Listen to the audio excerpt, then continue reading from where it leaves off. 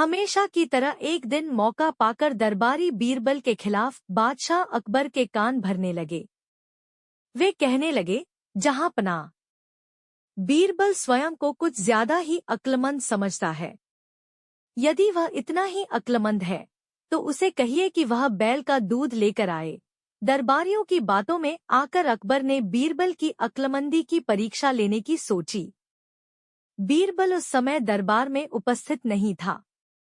जब वह दरबार पहुंचा तो अकबर बोले, बीरबल, क्या तुम मानते हो कि दुनिया में कोई कार्य असंभव नहीं?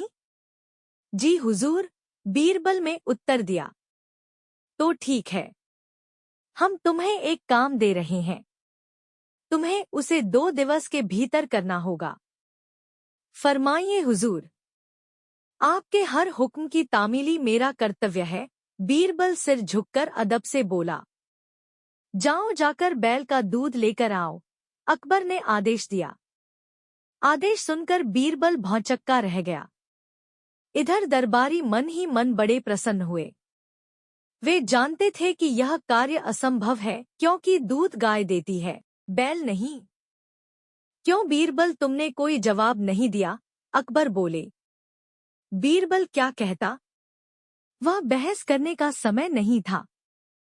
हामी भरकर वह घर लौट आया। घर आकर उसने गहन सोच विचार किया। अपनी पत्नी और पुत्री से भी चर्चा की। आखिरकार सबने मिलकर एक उपाय निकाल ही लिया। उस रात बीरबल की पुत्री अकबर के महल के पीछे स्थित कुएं पर गई और पीट पीट कर कपड़े धोने लगी। अकबर के महल की खिड़की उस कुएं की ओर खुलती थी। जोर जोर से कपड़े पीटने की आवाज सुनकर उनकी नींद खुल गई। खिड़की से झांकने पर उन्हें एक लड़की कुएं पर कपड़े धोती हुई दिखाई पड़ी। अकबर ने वहीं से चिल्लाकर उस लड़की से पूछा, बच्ची, इतनी रात गए कपड़े क्यों धो रही हो? बीरबल की पुत्री बोली, हुजूर, मेरी माता घर पर नहीं है। वे कुछ महीनों से अपने मायके में हैं। उनकी अनुपस्थिति में आज मेरे पिता ने एक बच्चे को जन्म दिया। दिन भर मुझे उनकी सेवा शुश्रूषा करनी पड़ी। कपड़े धोने का समय ही नहीं पाया, इसलिए रात में कपड़े धो रही हूँ। कैसी विचित्र बात कर रही हूँ बच्ची? आदमी बच्चे पैदा करते हैं क्या? अकबर कुछ नाराजगी में बोले। करते हैं हुजूर। जब बैल दूध दे सकता है तो आदमी भी बच्चे पैदा कर सकते हैं, बीरबल की पुत्री ने उत्तर दिया। ये सुनना था कि अकबर की नाराजगी हवा हो गई और वे पूछ बैठे, बच्ची, कौन हो तुम? हुजूर, ये मेरी पुत्री है, पेड़ के पीछे छुपे बीरबल ने अकबर के सामने आकर उत्तर दिया।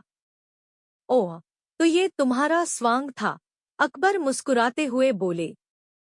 गुस्ताली माफ हुजूर, और कोई रास्ता भी नहीं था अपनी बात समझाने का। बीरबल अकबर की नींद में खलल डालने के लिए क्षमा मांगते हुए बोला।